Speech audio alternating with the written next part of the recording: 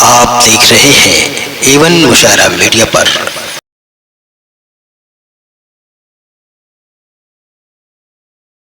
बड़े आदर के साथ मैं सम्मानीय लोकपाल साहब सादर अनुरोध करूंगा कि वो आशीर्वचन के रूप में दो शब्द यहाँ पे आके कहें। हम तालियों के साथ आपका अभिवादन करते हैं। आदरणीय लोकपाल साहब, आप समझ सकते हैं कि कितनी बड़ी बड़ी विविधता का यहाँ एक तरह से बरसात हो रहा है। कल आपने एक बारिश देखी थी और आज विद्वानों की बारिश आप देख रहे हैं। जोरदार।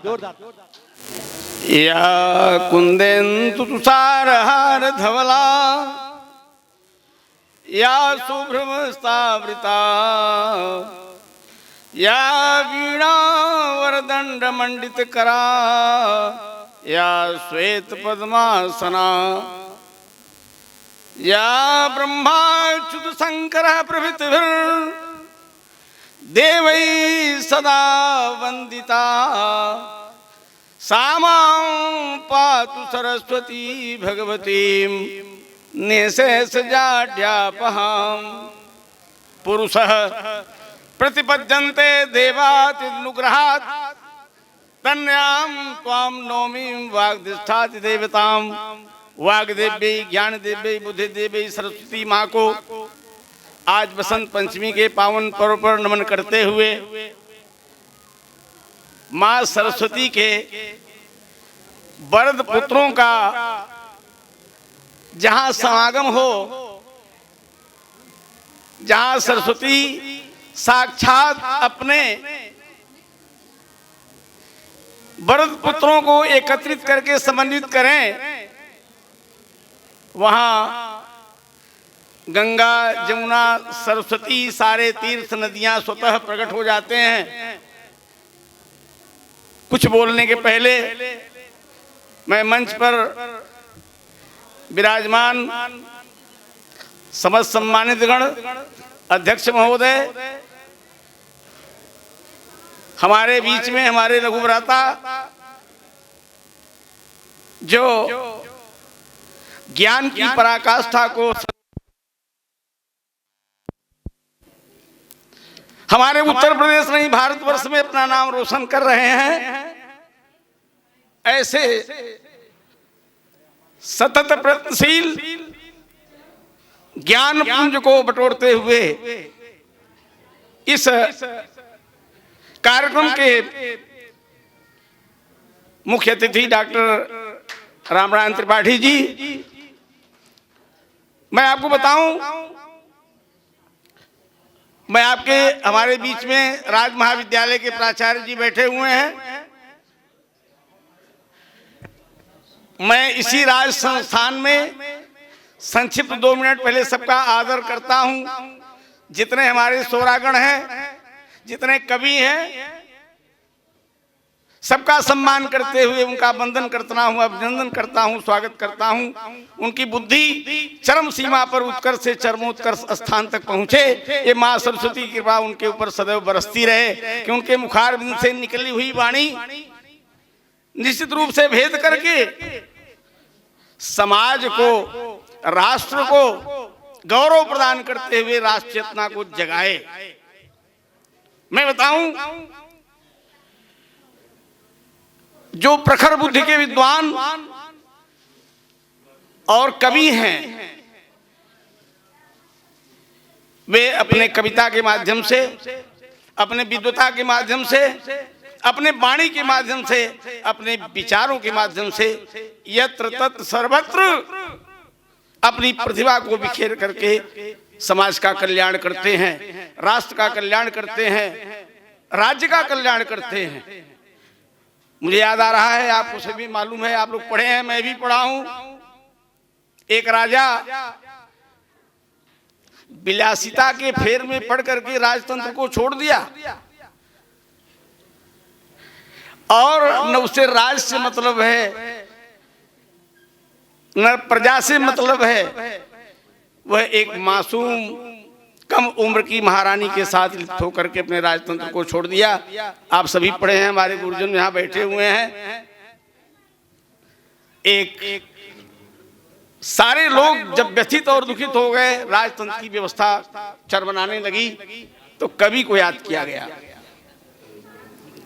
और एक कागज के टुकड़े पर कवि ने 2 लाइन लिखा कि नहीं पराग नहीं मधुर मधु, नहीं पराग नहीं मधुर मधु, नहीं विकास यही काल, अली कली से सो बधेव आगे कौन हवा। सजनों, बिहारी के उस एक शब्द पर, एक वाक्य को पढ़ करके जब देखा तो राजा जयसिंह सब कुछ छोड़ करके राजपाट की व्यवस्था को देखने लगे और संचालित किए। इतना ही नहीं,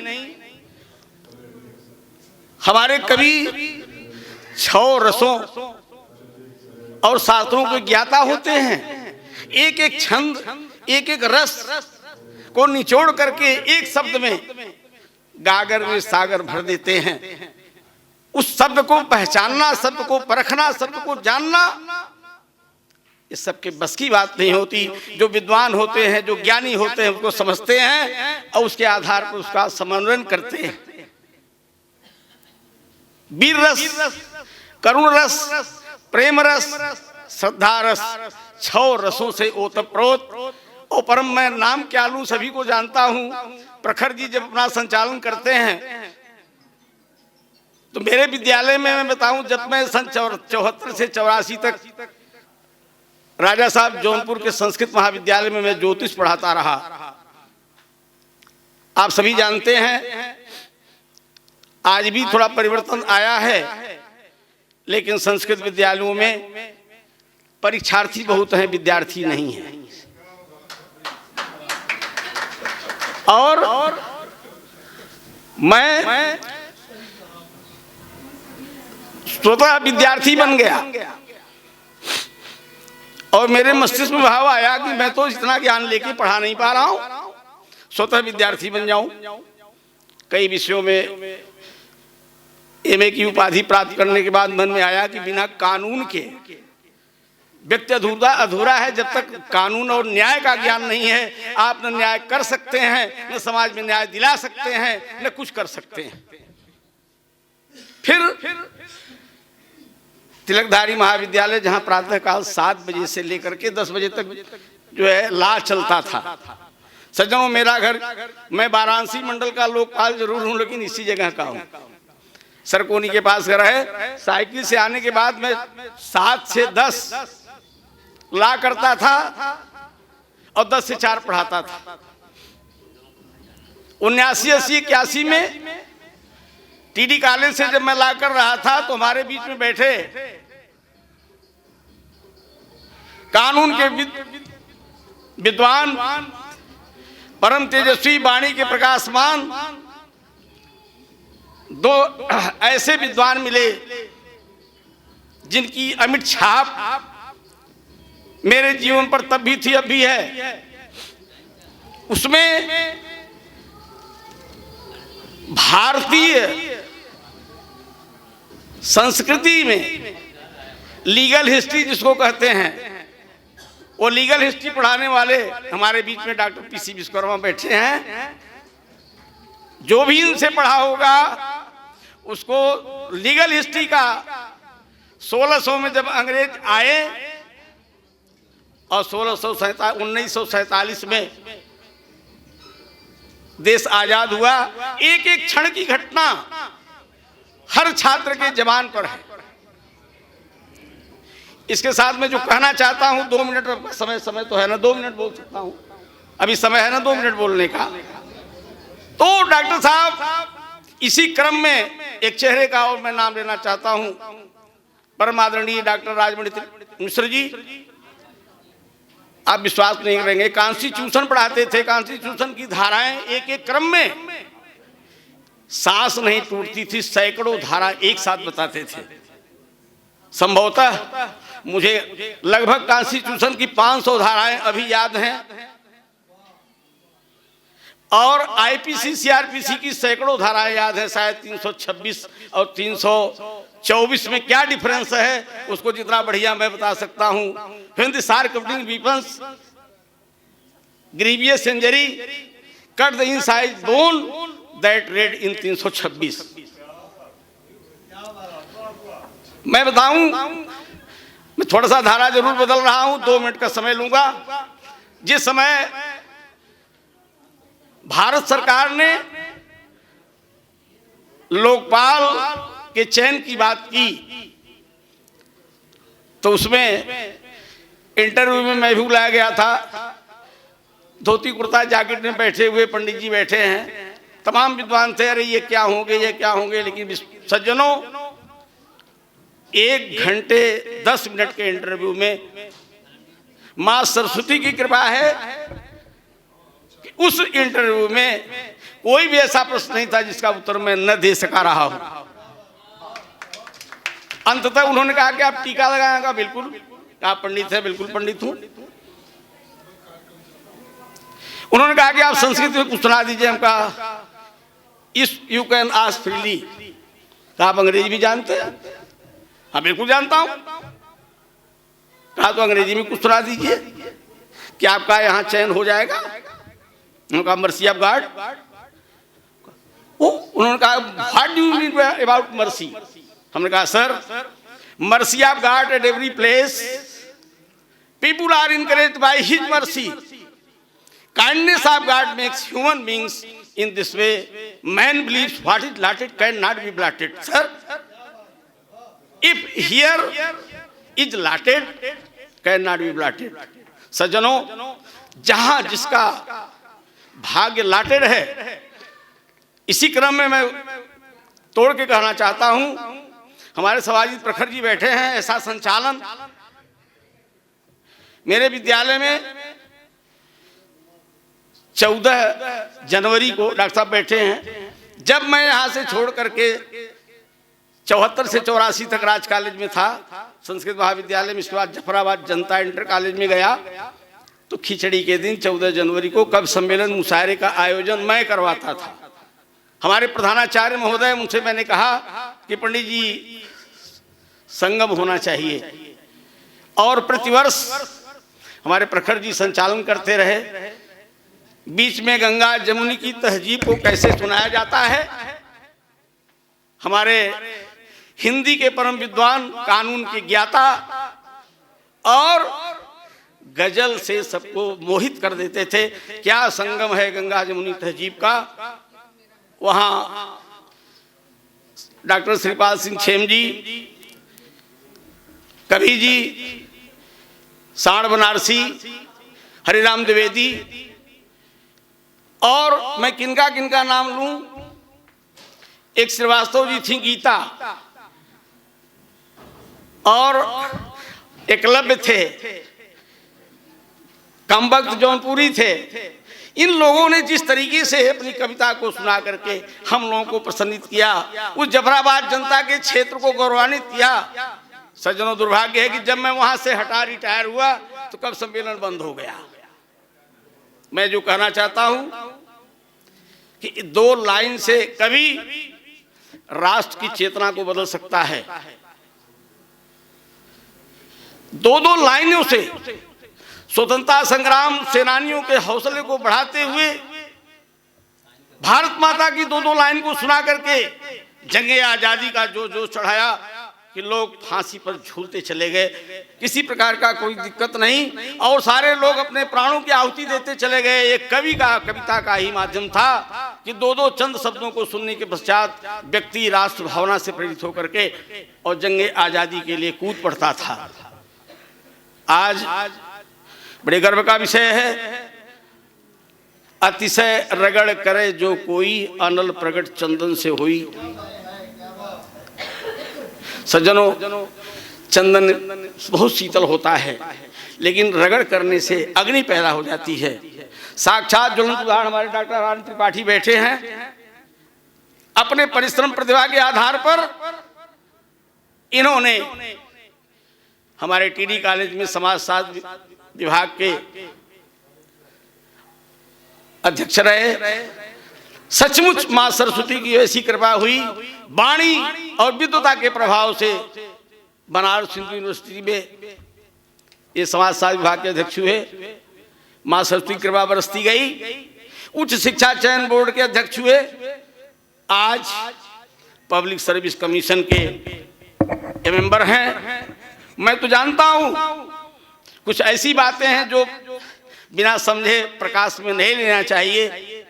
माँ सरस्वती कृपा होगी तो हम और ये दोनों साथ कहीं और ऊपर जाना चाहते हैं। यस, अभी डॉक्टर साहब ने घोषित कर दिया, मुझे मालूम है आगे प्रकृति आगे किस तरह से कहां तक ले जाना चाहती है। प्रतिभा परिचय की मोहताज नहीं होती, और प्रतिभा कब मिलती है? जब व्यक्ति कर्तव्यनिष्ठ होता है, कर्म करने के लिए उठता है, उसके रात के लिए नींद और भोजन का ध्यान नहीं देता। वो व्यक्ति कर्तव्यनिष्ठ जो है, जाग रहा है कौन धुरंधर जबकि भुवन भर सोता है। योगी कुसुमायुध योगी सा बना दृष्टिगत होता है। 14 वर्ष राम की सेवा में खड़े होकर के जो वनवास झेला, वही मेघनाथ का वध कर सकता है। तो जो ऐसी तपस्या कर सकता है वो विद्वता के क्षेत्र में, कवि के क्षेत्र में, कविता के क्षेत्र में बहुत ऊंचाई तक जा सकता है। और आप सभी लोगों का आशीर्वाद हुआ तो मंच पर बैठे हुए जितने विद्वत जन हैं, हमारी बहनें हैं, इस बीच में बैठे हुए जितने हमारे शायर बंधु हैं, निश्चित रूप से हमारे जौनपुर जनपद की ये धरती इनको वो आशीर्वाद देगी। मैं सज्जनों छोटी सी बात कहना चाहता हूं। एक दिन मैं बीच में सदन में बैठा था, मीटिंग चल रही थी, हमारे बगल में बैठे हुए, नाम नहीं लूंगा, एक बहुत विशिष्ट पद विपदा से उन्होंने कहा कि मेरी ससुराल जौनपुर में है। कहा मेरी प्रतापगढ़ में है। मामूली से बिंदु पर हल्का सा प्रयास करने के पश्चात प्रदेश में 11 नगर पालिकाएं बनाई गई, जिसमें 3 मेरे जनपद जौनपुर में बनाई गई। मेरा संक्षिप्त प्रयास था, केवल कहना था कचगांव, गौराबाद, शाहपुर, रामपुर, ये तीनों नगर पालिका बना दी गई। और क्या विकास जनपद का हो रहा है। हमारे ये गुरुजन हैं, हमारे कवि हैं, इन लोगों कविता के माध्यम से मैं प्रेरित होता हूं कि बिना ज्ञान के व्यक्ति का विकास संभव नहीं है।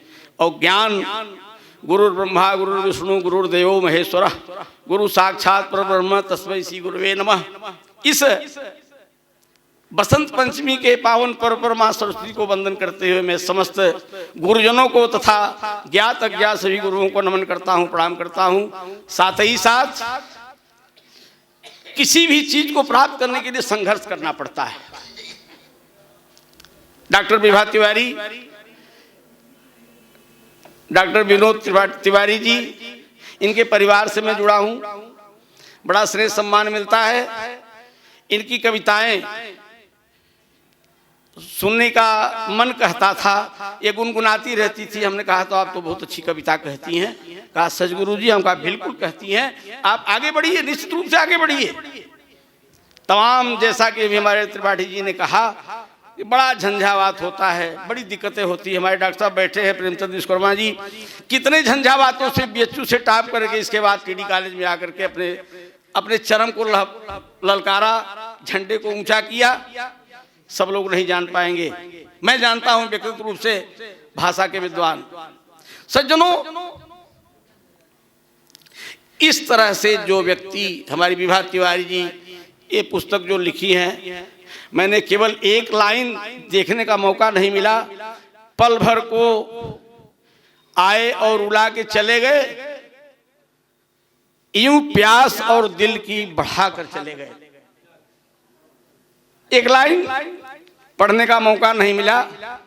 मैंने पल भर का अगर क्षण भर मुलाकात हो जाए तो निश्चित रूप से व्यक्ति उसमें उसके एक एक शब्द अगर दिल को छू जाए तो निश्चित रूप से वो अमर हो जाता है। सज्जनों, 2 बिंदु मैं कहना चाहता हूं। एक बिंदु यह है, सारे ज्ञान कबीरदास जी ने इतना बड़ा मस्कागज छुयो नहीं, कलम गही नहीं हाथ, लेकिन उनके अनुयायी, उनके सहयोगी उनके एक एक शब्द को लिखते गए। जिस पंक्तियों पर पीएचडी लोग, एमए तक के लोग पीएचडी कर रहे हैं, आज हमारे कवि बंधुओं के द्वारा उनके मुखारबिंद से निकली हुई जो भी पंक्तियां हैं, हमारे विद्वत जन अपने भाषण में, अपने प्रवचन में जो शब्द कह जाते हैं वो याद नहीं रहते। अगर उसको किसी पुस्तक के रूप में समाहित कर दिया जाए तो निश्चित ही वह पुस्तक उस क्षण को याद दिलाती है, उस ज्ञान को याद दिलाती है, और उस व्यक्ति का नाम सदैव रहता है। व्यक्ति तो चला जाता है लेकिन नाम नहीं जाता, नाम सदैव अमर रहता है। इसलिए जो फुरकत हमारे डॉक्टर विभा तिवारी जी ने जो लिखा है, मैं चाहूंगा कि इसकी तमाम श्रृंखलाएं बढ़ती रहें और भी लिखें, और उसमें जो भी हम लोगों का सहयोग हो, जिस बिंदु पर जिस जगह पर कोई रुकावट होती है, अपने गुरुजनों से, विद्वानों से, अपने शायरों से, कवियों से परामर्श लेकर के अधिक से अधिक और बढ़िया पुस्तक छापती रहें, इसकी तमाम प्रतियां चलती रहें। इन्हीं शुभकामनाओं के साथ मैं आप सभी लोगों को नमन करता हूं, सबको धन्यवाद ज्ञापित करता हूं। आपने थोड़े समय के लिए मुझे सुना और मुझे सम्मानित किया, इसके लिए मैं आप सभी लोगों का आभारी हूं। जय हिंद, जय भारत।